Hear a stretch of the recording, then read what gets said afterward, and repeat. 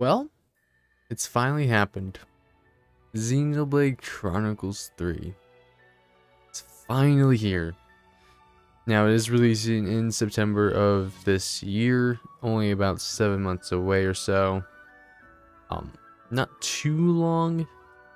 That's good at least. But this trailer that we just got from the recent Nintendo Direct has so much detail information to unpack, and I figured I'd do a discussion and analysis just to get my thoughts out there, because I could talk about this for pretty much ever. So let's get into it. And here is what will be like the key art for the game. Be reminded just a bit. We have, of course, the Mechonis Blade and Uriah Titan. Both, well, Uriah's gone, and the sword's in the ground somewhere. We have our two new main characters looking out into what was the box art for the previous two games. Of course, this is the big thing for 3, is the merging of these two storylines and worlds, and it's the culmination of the trilogy, which is going to be very interesting to see. We only got a slight hint in Future Connected as to what could happen with the Fog Beast and that stuff, potentially Gnosises and whatnot. But that's the other Xeno series too, the Greater Xeno series as well. But I want to focus on this right now. Now we have the letter from director Tetsuya Takahashi. Anyways, director Takahashi put out this message as the trailer dropped. And here, I'll read it here, and we'll dissect it a bit. Hi everyone, this is Tetsuya Takahashi from Monolith Soft. Just over 4 years since the release of Xenoblade Chronicles 2, and 1.5 years since the release of Xenoblade Chronicles Definitive Edition, we now bring to you news regarding the latest game from Monolith Soft, Xenoblade Chronicles 3. As the name indicates, it's the third installment in the Xenoblade Chronicles series. We are currently making final adjustments to ensure we create the best game possible based on everything we learned from past entries in the series. And that's important to note. Like, this game is taking all the experience they learned from the previous ones and just all culminating into this one experience. Grand experience, that is. The key visual features a broken greatsword of Mechonis and the body of the Uriah Titan with a gaping wound. I imagine everyone who saw the trailer was quite surprised by the final scene. Indeed. What is this visual hinting at? I can't reveal that just yet. What I can tell you is that this visual was conceived quite some time ago. More precisely speaking, we came up with it sometimes between the end of development of Xenoblade Chronicles and the beginning of development of Xenoblade Chronicles 2. This is not something we recently added to the series. Now this is big right here. This game, or Xenoblade Chronicles 3, has been in the process of development, pre-production and whatnot, since approximately 2009, 2010-ish. This game has been in the making for over a decade. The planning for this game. This game has been planned since the very beginning, which this trilogy, there's going to be a lot, and it's going to connect in a way I think that flows very well.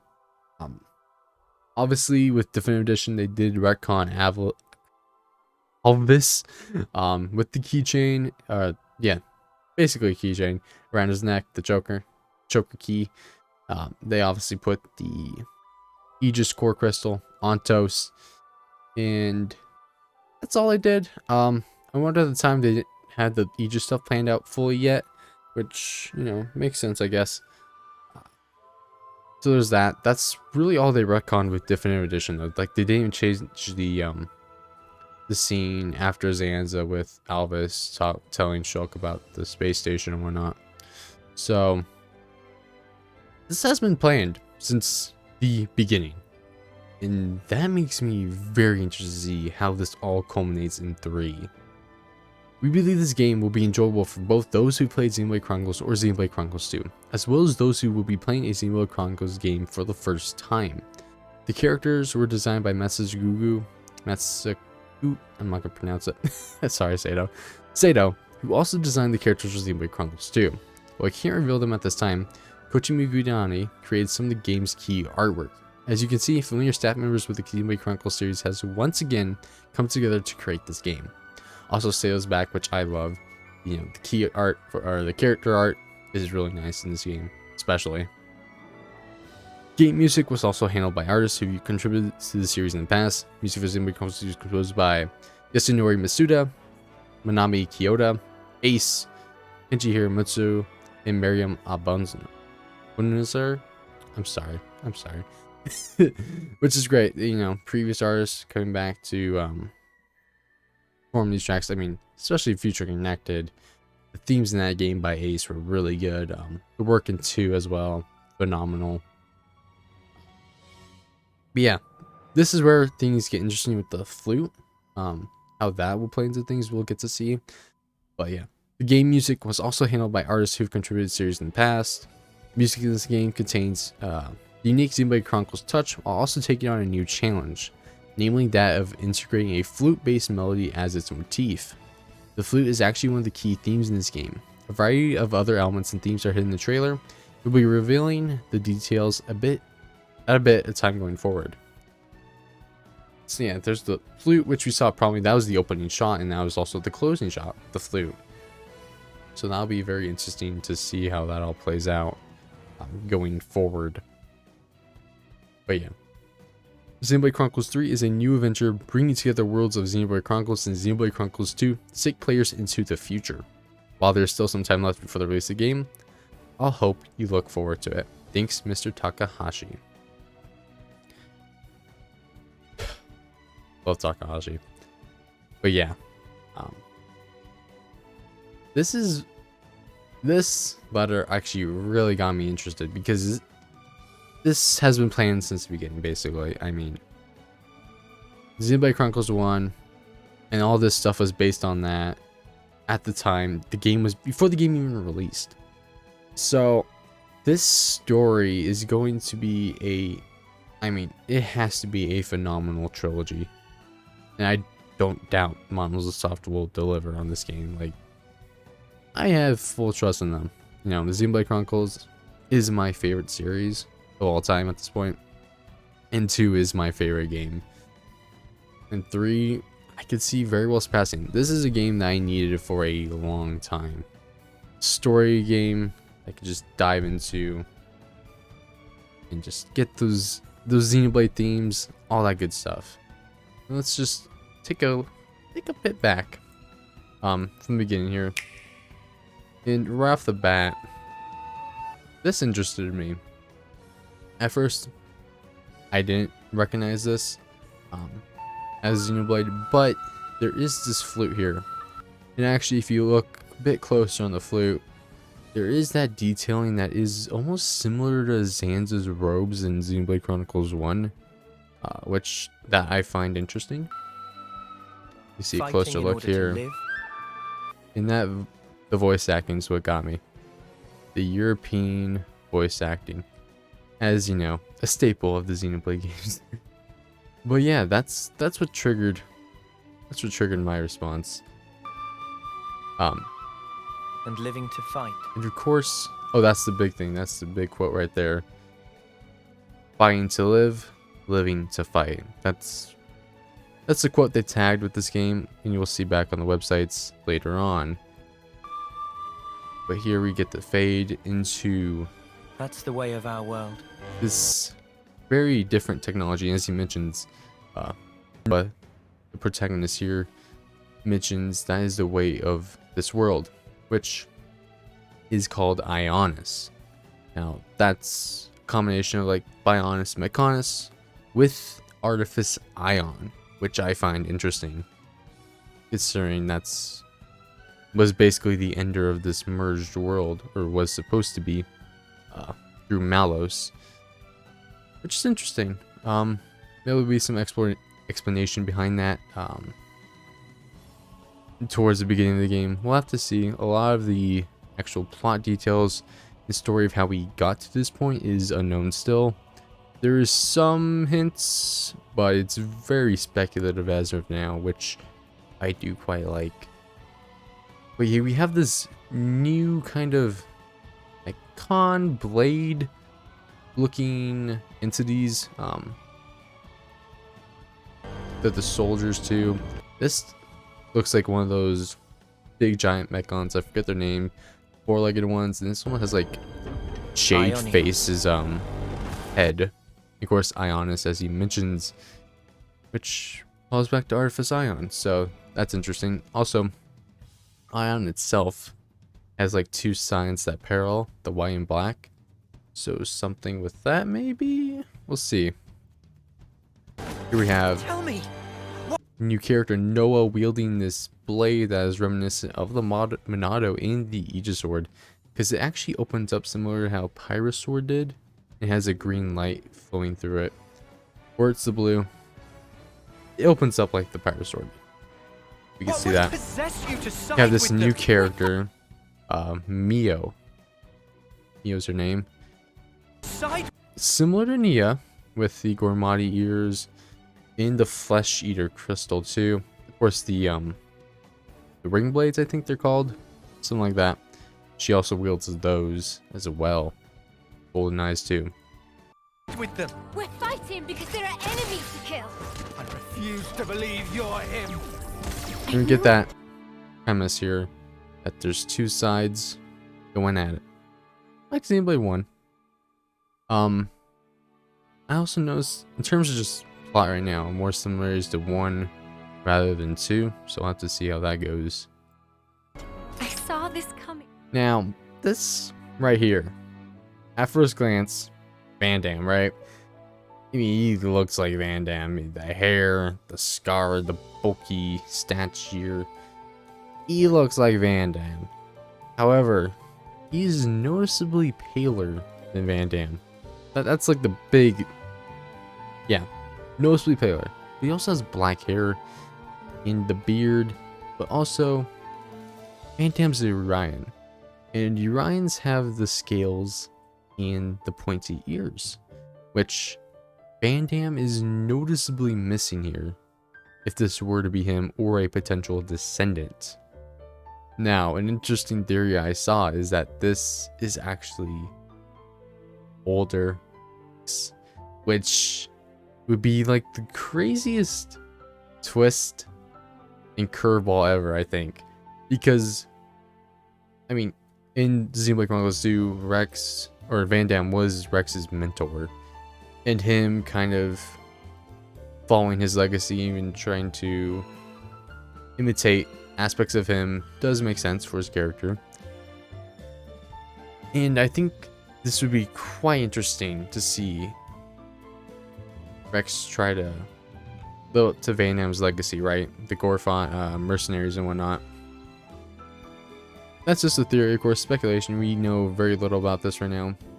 But it doesn't make sense for Van Damme to have descendants because of the events that happened to, of course, spoilers for 1 and 2 in this video. But, you know, it doesn't make sense for Van Damme to have descendants, at least that we know of. And even if the lack of the pointy ears, the scales, I don't know about that one. Also, black hair, whereas Van Damme had the white hair. And the blue streaks, actually. Yeah, he had blue streaks too. You're not enemies now. And we have these particle things around the flute, which we also see later in the logo in the kind of like the art, key art, which is interesting. Also, what he says here. You're not enemies now. Fine. Enemies now. I can't. First part is a bit inaudible. But he does sound like Van Damme, which is interesting. If that were to be potentially Rex. Well, Rex, when we actually get him in game, is around 15 years old. And here, this character looks fairly old. Anything can happen, really. Also, I want to point out with this character right here, you can see this kind of like waist piece. That is very reminiscent of Shulk in Future Connected, his outfit. He had that similar piece. You can also see that on one of the other main characters later on, which we'll get to. Now. Fine for you, isn't it? All that time. Also, big thing in this game, the flute, which we will get to with Mr. Takahashi's written message that he posted with the announcement trailer of this game. So that's interesting to see how the flute will actually play into all of this. Here we have the two main characters, Noah and Mio, who are on different sides. We'll get to it. You've got. You could try to move forwards again. How can our lives be so snuffy? Oh, here's the character. The high-end character. I don't remember her name right now. I remember Mio and Noah, of course, but this one I don't know. But you can see that, like, the waist piece there. And there's also text here on the chest piece, which is reminiscent of Numa. So there's that. I think the other character with the blue hair and the hammer also has it. Also the Hyentia. You can tell they've been diluted at this point. They have brown hair now, not just the white. They've infused with like the Homs. That adds to the or that progresses the Hyentia plotline with the bloodlines and whatnot, so that they can't transform into the Lethia anymore. So that's nice to see. They're not your friends This anymore. character is interesting though. Is these like birds? It looks very cool actually though.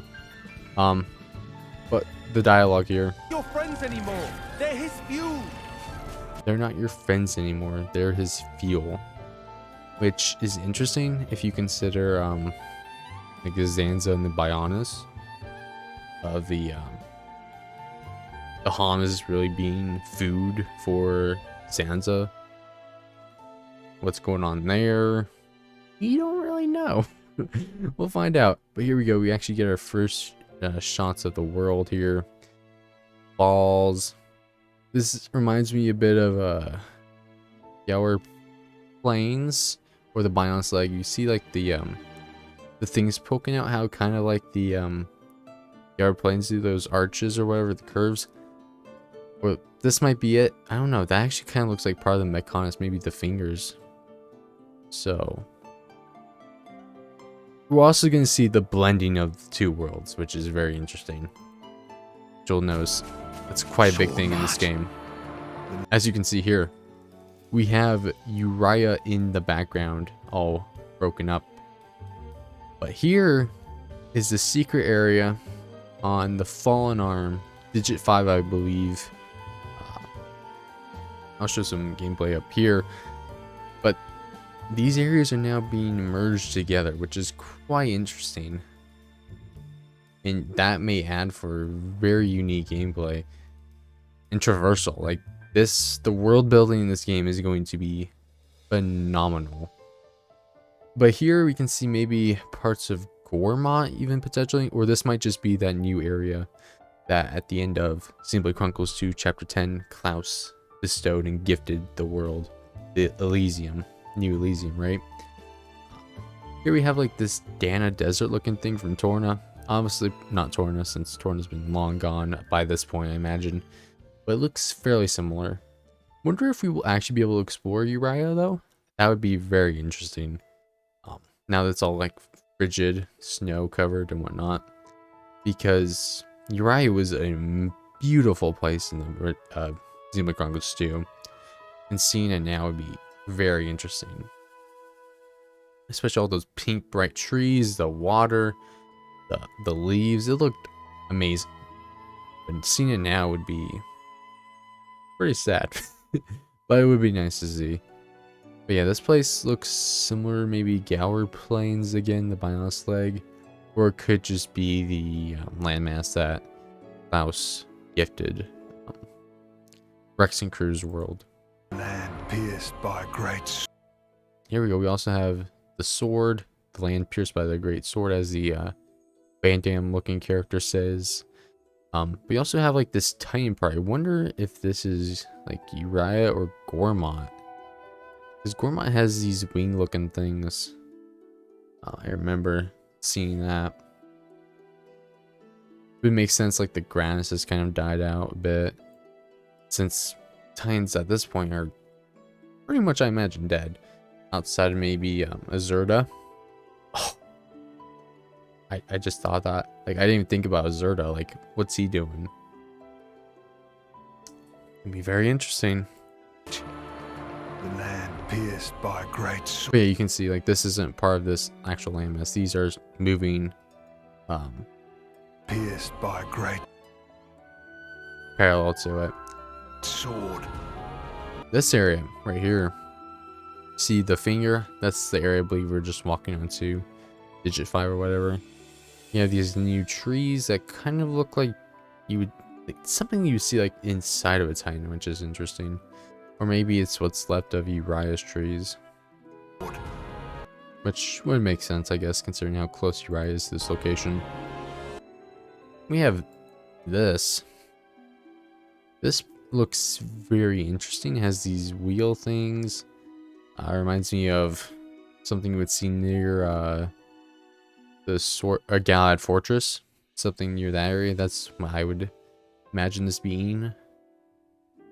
Obviously, that area is long gone, but you know, you still see Uriah in the background too, I believe. Yeah, this looks interesting.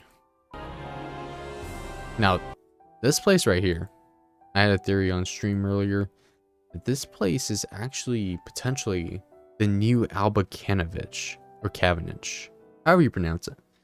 The new capital of Moradane, which I think would make sense considering, because Moradane at the time of the ending of Xenoblade Chronicles 2 is the Titan that's in the worst condition. So it being Alba Kanovich having like a new location makes the most sense. Since they would want to transition to the new world as fast as possible, considering the Titan's state at the time of the ending of Xenoblade Chronicles 2. So this being like a new Alba Kanovich makes very much sense. I could see this being Moradane's new capital or whatever. You have this new character as well, who is actually a party member, which we'll talk about later. Actually, all these characters they show off are party members. This reminds me a bit of I want to say the Junks in Xenoblade Chronicles 1, and like Artifice Colossus or Colossal, however you pronounce it.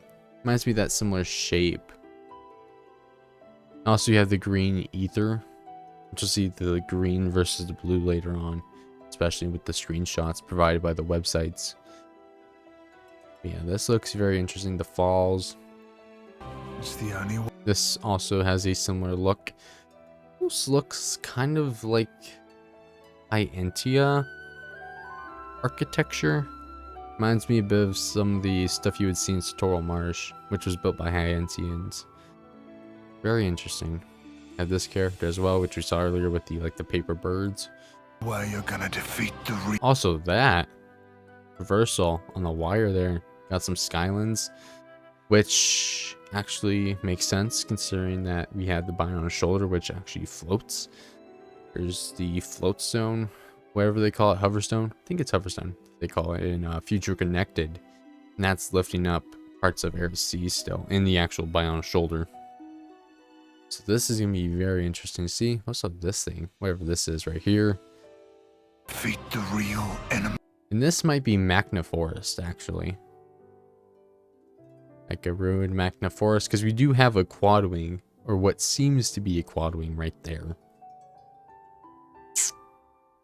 So saying that, I mean, here's to be Magna Forest.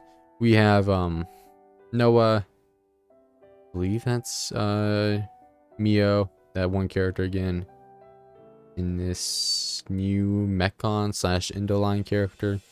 We'll look at it later. Also, some of these new monster designs are quite interesting. This giant yellow lizard thing. We do have these bluebirds back from Xenoblade Chronicles 2. Don't know if they were in 1. Don't recall. They might have looked different too, just because, yeah, different universes and whatnot. But yeah, this feature's back. I know it's a unique monster in Gormont. We have this new lizard-like creature. And this water agnactor-looking thing. It's also being ridden by this yellow lizard creature as well. So underwater combat might be a thing. Or not underwater necessarily, but on water. See, I have like this Leviathan Gyarados looking thing as well. But we also are moving on this like submarine boat, which is interesting. So we're gonna have like new ways of traversal, which is great. Because I didn't mind walking around all the time, but I think more interesting ways to actually traverse, especially in a more technology advanced society, which we're definitely seeing here, makes sense.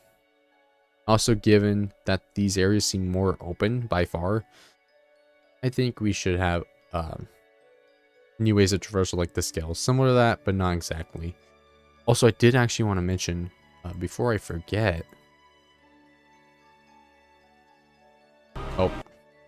right here is the remains of Letheria, one of the archipelagos or islands in the archipelago, floating islands. You can tell by the top and the way like it has those like the placements for the bulbs or whatever.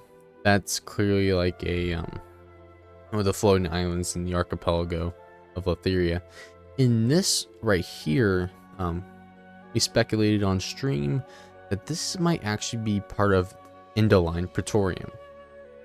Now, Indol itself was never actually fully destroyed. Mikhail threw it into the world tree in the event towards the end of chapter 8, I believe, or 9. I think it was 8. Regardless of that, Indol fell. We didn't really get to see what happened to it, and this could potentially explain that. It looks like the wing parts of Indol with the rigid edges and whatnot. Whatever life is lost, And this new mech thing has like the wheels that we saw earlier. Very interesting. Has the blue lighting too. whatever life is lost, I won't let you shoulder it all alone. What good filling up these flickering clocks in our eyes? It'll never. Also, the new Nopon. They look interesting. You got half from Nopon and Pink Air. These don't look like clear descendants from anyone, except for this one might be Ricky. Ricky's line. I was hoping we get to see Hiropon Kino. Maybe we'll get a reference to him. See his legacy now that in this game he might have grown up or might just be out of it by the time this game, when this game takes place. So hopefully we get to see like Kino and Nene's backstory too, because they were interesting. Like in my opinion, the most interesting Nopon in the series I've got so far.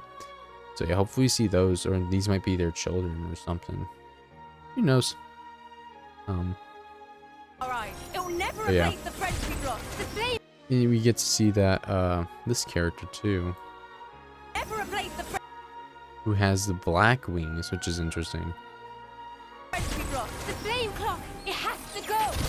The flame clock has to go, something like that. Now, this is where things get interesting.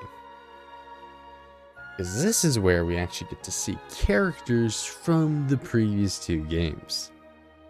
Now, from everything it seems, this is Melia Antiqua. The wings match up, the hair, obviously she's much older now, but High Entia can live a long time. Like, I think if you look like Calling 9 list, there's an Entia who's lived like 1,000 years or so, or maybe even more. I might be underestimating, but High Entia can live a very long time. So this being Melia makes sense. And she's on kind of the black side with the blue lighting we've seen. For this world, they must be erased without a trace. And then we have what appears to be Nia. Again, a flesh eater. Flesh eaters can live extended lives. Although they lose their immortality as being a blade, of course, they can live extended lives as mortal creatures. They live longer. You see, like, there's the remnants of like Blade Nia's outfit around the neck region, chest area. Of course, got the long ears that Nia has, the hair too. So these characters are both the friend zone wife from the previous games, and again, you see those parallels between 1 and 2. This game's gonna have tons of those parallels come to fruition, I feel. And you can see here already, like, these, like, Melia, Nia. Yeah, you can see this part too. This is on Nia as well. Yeah. Like, ether crystals? That's what they look like, at least. But yeah. They must be erased without a trace. You can hear the Welsh accent too with that. And this sounds similar to Jenna Coleman. Ouroboros abhor this world. Especially in Future Connected. Her voice in Future Connected is a bit different. Of course, it's been like 10 years, a decade. Versus Adam Halden, who's like voiced in every Xenoblade game. There's a difference, of course. But Nia sounds very similar. I don't know the voice actors by name. Sounds similar They though. must be erased without a trace. That Welsh accent. But this, the flute, music.